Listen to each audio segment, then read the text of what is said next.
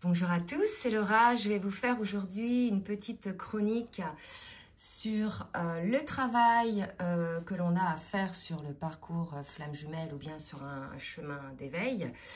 Donc j'ai intitulé cette chronique, ou je vais l'intituler « Cessez de vous mettre la pression, les féminines, lâchez-vous la grappe sur le travail à faire en parcours FJ ». Alors bien évidemment ici, ça ne sera que ma vérité, issue de ma propre expérience et des personnes que je suis, que j'accompagne en rendez-vous. Je dis aussi les féminines, mais bien évidemment, ça s'adresse aux âmes éveillées au lien en premier. Donc, il y a aussi des masculins dans ce cas-là. Donc, j'ai préparé ce que j'allais vous dire. Donc, il se peut que je lise un petit peu. Mais c'est la manière pour moi, étant yin, de pouvoir structurer un petit peu ce que je vais vous présenter. Alors, je fais aussi cette capsule parce que beaucoup de féminines en ce moment sont lasses, sont épuisées, car elles ont fourni un travail énorme sur elles et il n'y a pas d'avancée en face de leur autre, de leur masculin. Donc elles se disent qu'il y a probablement encore des choses à bosser sur elles, oui, mais là je mets un petit bémol et je vous dirais: laissez le temps à chaque chose de se mettre en place, d'accord? Je ne dis pas de ne pas travailler, je ne dis de ne pas vous mettre la pression, car dès que les féminines, par exemple, découvrent qu'elles sont flammes jumelles, elles partent, pour beaucoup d'entre elles, dans une course folle à la guérison et vont d'échec en échec, tout simplement parce qu'elles brûlent les étapes. De plus, je précise qu'opérer des guérisons liées aux blessures de l'âme, ce n'est pas uniquement faire un soin énergétique ou une régression karmique, d'accord? C'est aller dans les profondeurs de son âme et cela est tellement inconfortable qu'il faut nous laisser de temps en temps le temps d'intégrer les compréhensions et les conscientisations, d'accord? Donc, cessez de faire moult soins énergétiques, cela ne sert à rien, c'est un pansement sur une plaie. Cela ne guérit pas la blessure de l'âme ou les blessures de l'âme. Ça va vous rehausser votre taux vibratoire sur le moment. Mais finalement, si vous ne faites pas le travail de guérison sur vous-même, ce taux vibratoire ne sera pas maintenu. D'accord? Donc, laissez-vous le temps d'intégrer, le temps de l'intégration entre chaque soin, chaque conscientisation, chaque consultation. D'accord? Donc, lâchez-vous la grappe par rapport au travail qui vous est demandé de faire sur votre chemin d'éveil de flamme jumelle. D'accord? Donc, déjà, pour préciser, sur ce parcours de flamme jumelle, il y a, vous avez pu l'observer, votre parcours individuel et le parcours en duo avec votre autre. Donc, souvent, les féminines s'entendent dire que si le masculin n'est pas prêt, c'est parce qu'elles ne le sont pas de leur côté et qu'il faut qu'elles travaillent sur leurs blessures. Alors, là, j'avoue, moi-même, au début, j'ai trouvé ça très injuste et culpabilisant de dire ça aux féminines, mais finalement, c'est vrai, d'accord? C'est une vérité, le masculin se réveille, s'aligne lorsque la féminine est parvenue à cet alignement, à cette complétude.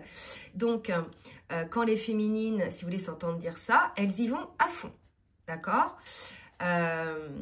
Mais par contre, ce qu'il faut prendre conscience, c'est que chacun de ces parcours, donc chacun des duos de flammes jumelles, a un rythme préétabli, décidé par vos âmes respectives pour pouvoir opérer ces guérisons, en fait. Donc oui, vous êtes amenés à travailler sur vous, bien évidemment, je ne vais pas vous dire ne bossez pas, mais au juste rythme, d'accord? Laissez-vous porter en conscience. Chaque chose, chaque conscientisation arrive à point nommé. Donc, lâchez-vous la grappe sur le travail que vous avez à faire sur vous. Prenez le temps qu'il faut pour cela. Tout est juste, comme on dit. De toute façon, on se rend bien compte, avec le recul et honnêteté, que lorsque l'on se pensait prête, pour les féminines, que l'on se pensait guérie, finalement, on se rend compte après que nous ne l'étions pas. Déjà, la preuve est que notre autre n'a pas réagi énergétiquement à cela par des retrouvailles ou des prises de contact, mais aussi parce qu'on se rend compte qu'il y a d'autres conscientisations qui arrivent après. Donc, si vous vous précipitez ou si vous précipitez la guérison, vous ne prenez pas le temps de l'intégration dans la matière de chaque conscientisation. Donc, vous enchaînez les remises en question et les soins, etc. Donc, prenez le temps d'intégrer chacun d'eux. D'accord?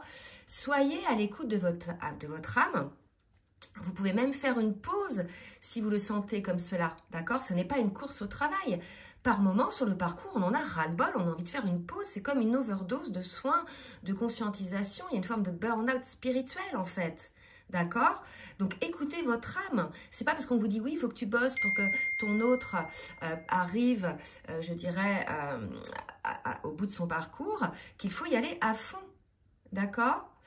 Donc, je reçois parfois des féminines en rendez-vous, donc des féminines éveillées ou bien des masculins éveillés au lien en premier, qui enchaînent soit énergétique, régression karmique, consultation, etc. Lâchez-vous la grappe et laissez le temps aux choses de se mettre en place. Espacez les choses pour vous donner le temps de l'intégration. D'accord? Il peut cependant y avoir des moments où vous êtes appelé à beaucoup travailler sur vous. Ça, c'est vrai. Souvent, j'ai pu observer que c'est soit parce que vous avez procrastiné avant pendant un long moment, soit parce que c'est l'ego qui veut aller plus vite pour parvenir à la réunion. D'accord? Donc, dans ce dernier cas, vous faites une erreur car votre autre, lui, a son propre rythme à respecter également. Donc, vous ne pourrez rien précipiter en fait. D'accord? Si vous faites votre taf de manière accélérée et que ce n'est pas juste pour vous, cela n'accélérera pas le processus de réunion sur le parcours, bien au contraire. Hein? Donc, dans ce cas, vous serez plongé dans l'attente, dans l'impatience. Pour certaines, il y a même une perte de foi qui vont les figer dans une forme d'énergie down, d'accord? Donc, tout ça, c'est parce qu'il y a eu du contrôle pour pouvoir précipiter la guérison, aller plus vite que ce qui était prévu par votre âme, d'accord? Parce que votre hôte, lui, bien souvent, suit le rythme de son âme, d'accord? Donc, lâchez-lui la grappe aussi à votre autre. Et occupez-vous de votre parcours en solo, hein, c'est-à-dire le travail sur vous-même à votre propre rythme. Par exemple, je vais vous donner une image. Pour obtenir votre bac, il vous a fallu passer par la maternelle, l'école primaire, le collège, le lycée, avant d'avoir votre bac. Ça s'est fait étape par étape, intégration des connaissances au fur et à mesure. Eh bien, pour la guérison émotionnelle, c'est la même chose. Chaque chose en son temps. Les conscientisations viennent crescendo, puis ensuite, on en a de nouvelles, d'accord? On ne conscientise pas dès le début la totalité du cheminement de guérison. Les choses viennent les unes après les autres. Donc, il y a plusieurs paliers de guérison à franchir, donc ne forcez rien, ok? C'est comme un oignon. Vous voyez, prenez l'image de l'oignon, on enlève les couches de l'oignon une à une. Donc, on ne soigne pas la troisième couche de l'oignon avant d'avoir soigné la deuxième, si je peux m'exprimer ainsi. Hein. Je mettrai un petit bémol parce que j'ai pu quand même observer que dans certains parcours, il peut y avoir plusieurs guérisons qui se font simultanément. Donc, 2 couches d'oignon, par exemple, en même temps. Mais c'est quand même dans des cas assez rares. Donc, ce qu'il faut savoir aussi, c'est qu'il n'y a pas que les 5 blessures de l'âme à guérir sur ce parcours. Et oui, quand il n'y en a plus, il y en a encore, hein, jusqu'au moment où vous êtes parfaitement aligné dans la complétude. Et là, tout sera OK, d'accord? Et puis, sachez aussi que même si vous êtes dans l'alignement, la complétude, même si vous êtes réunis à votre hôte, il y aura toujours du travail sur vous, mais il ne sera pas souffrant. Voilà, ce sera un travail libérateur et qui ne passera pas par la souffrance comme ce fameux travail que l'on fait au début sur la guérison des blessures. Hein, et sur le karma et le transgénérationnel. Donc oui, comme je vous ai dit, il n'y a pas que les 5 blessures à guérir, d'accord? Donc viennent ensuite, je dirais, les guérisons qui sont liées à la purification de votre ou de notre karma individuel et du transgénérationnel, d'accord? Mais j'ai pu remarquer aussi que ces 2 derniers points, donc la purification du karma et le transgénérationnel peut être travaillé en étant en pré-réunion ou en réunion. D'accord? C'est possible aussi. Donc, quand vous aurez tout épuré de votre côté, quand vous serez aligné, quand vous ne vibrerez plus la souffrance, l'impatience, l'attente, la rancœur, la colère, Viendra ensuite l'épuration des blessures liées au karma, donc je vous l'ai dit, individuel, transgénérationnel, et ensuite du karma du duo. Donc vous voyez, les 5 blessures de l'âme, votre karma individuel, votre transgénérationnel, et ensuite le karma du duo. Voilà, grosso modo, ce que j'ai pu observer sur le parcours de guérison pour les flammes jumelles. D'accord ? Donc, comme je vous l'ai dit, il y a un parcours en solo et il y a un parcours en duo. Donc, brièvement, je vais vous parler du parcours en solo. Donc déjà, ce qu'il faut comprendre, c'est que là, de prime abord, on ne travaille pas pour se réunir avec son autre, avec son jumeau ou sa jumelle, mais on travaille pour soi, hein, pour parvenir à cet alignement, à cette plénitude, pour être léger ou légère comme l'air, pour être bien dans sa vie perso, sa vie professionnelle, sa vie amicale, sa vie familiale, bref, être bien dans sa vie, être ancré aussi dans sa vie, d'accord ?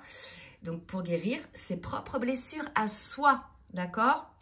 Donc, pour parvenir à être bien avec soi avant d'être bien avec l'autre. Parce que moi, j'ai des féminines qui, en début de parcours, pensent qu'elles ne seront heureuses, ou si c'est des masculins, qu'ils ne seront heureux que lorsqu'ils seront avec leur autre, d'accord? Mais ça, c'est faux. En fait, ça montre une forme de dépendance affective, hein? Sachez qu'on est bien dans un couple et le couple est sain lorsque chacun des protagonistes est bien avec lui-même, en fait, a guéri ses blessures, n'est plus dans une attente envers l'autre, ne prend pas l'autre pour un pansement, d'accord ? Malgré tout, certains se réunissent avant cette guérison-là. C'est le choix de leur âme avant cette incarnation. Mais dans ce cas-là, j'ai pu observer que les parcours, que ces réunions, ces pré-réunions étaient plus longues et plus difficiles, puisqu'il y a encore la confrontation des égos blessés qui peut amener encore à des séparations. D'accord ? Mais malgré tout, ces âmes-là ont choisi de travailler sur elles ou en étant en couple, d'accord? Et sont constamment en fait dans cet effet miroir avec l'autre et ça peut devenir assez chaotique pour certains, très énergivore, d'accord? Donc, c'est pendant ce travail en solo que l'on avance, en ayant des compréhensions de l'effet miroir, comme je viens d'en parler, qui se joue pendant les petites retrouvailles et non pas les retrouvailles qui vont précéder la pré-réunion et la réunion. Je parle donc de ces petites retrouvailles, après lesquelles on a toujours des moments, vous avez pu l'observer, des besoins, on a toujours même besoin de moments de retrait pour digérer, finalement, je dirais le paquet, hein, mais c'est énergétique tout ça, et c'est aussi pour digérer vos conscientisations et d'enclencher les guérisons à ce sujet s'il en reste encore à faire, d'accord ? Donc après ces petites retrouvailles, ces distanciations ou bien séparations sont normales sur le parcours avant la réunion, d'accord ? Donc vous l'aurez compris, c'est pendant les séparations que l'on fait ce travail sur soi en solo, dans la grande majorité. Donc, il se peut que pendant ces périodes de séparation ou de distanciation, vous soyez dans la détresse, hein, dans la souffrance, bien évidemment, ça c'est quelque chose, on n'est pas épargné par ça. Prenez du recul dans ce cas-là. Et si vous avez besoin d'un soutien, de quelque chose, d'un soin, d'un rendez-vous ou quoi que ce soit, choisissez ce qui résonne en vous. Choisissez toujours en conscience la prestation, je dirais, entre guillemets, qui vous est adaptée à l'instant T. D'accord? Mais sachez aussi que seul le travail sur vous vous guérit vraiment. Que les soins énergétiques sont là pour vous requinquer en énergie, mais pas pour guérir vos blessures de l'âme, d'accord? Donc ça, c'était pour le parcours en solo. Maintenant, je vais parler un petit peu du parcours en duo, mais qui va se faire beaucoup plus, je dirais, sereinement dans la grande majorité des cas, hein? Parce que le travail que vous allez faire en solo va permettre de mettre en place une certaine fluidité, une certaine sérénité dans votre duo, d'accord? La relation va devenir beaucoup plus fluide puisqu'elle ne sera plus motivée énergétiquement ou mentalement par les peurs, hein, les blessures de l'âme, les blessures de l'ego blessé, d'accord? Donc après, lorsque vous êtes en retrouvailles, il y aura effectivement, une fois que vous aurez travaillé chacun de vous, vos blessures de l'âme, votre karma individuel et purifié votre transgénérationnel, il y aura à travailler sur le karma du duo, sur les blessures du duo, et puis ces schémas dysfonctionnels en fait, d'accord ? De toute façon, Lorsque vous serez en fin de parcours en solo, donc en retrouvailles ou en pré-réunion, vous vous apercevrez, et certains bien avant, que tout est juste et que ça ne sert à rien de précipiter les choses si vous n'êtes pas prêt aux guérisons. C'est vraiment quand on est rendu à ce moment-là, en fin de parcours, qu'on se dit, mais oui, en fait, j'ai voulu avancer rapidement, etc., mais tout est juste, en fait. J'observe qu'à chaque fois que j'ai voulu forcer le passage, forcer les guérisons, finalement, ça a créé plus de déboire, plus de détresse, plus de souffrance qu'autre chose. Vraiment, on a ce recul-là à la fin, d'accord? Donc voilà, les féminines ou bien les masculins, âme éveillée au lien en premier, déculpabilisez, vous laissez-vous porter à l'écoute de votre propre rythme, ne vous mettez pas la pression, d'accord? Si vous avez besoin donc et si vous le souhaitez, moi je peux vous aider à faire le point sur les guérisons qu'il vous reste à opérer en vous. Pour cela, je vous laisse donc mon mail en barre de description en bas de la vidéo. J'espère que cette capsule vous aura aidé pour certains. Donc n'hésitez pas à partager, à liker si ça vous a plu. N'hésitez pas oui, à liker pour le juste équilibre entre le donner et le recevoir. Je vous souhaite une très belle journée et je vous dis à très bientôt. Bisous, bisous.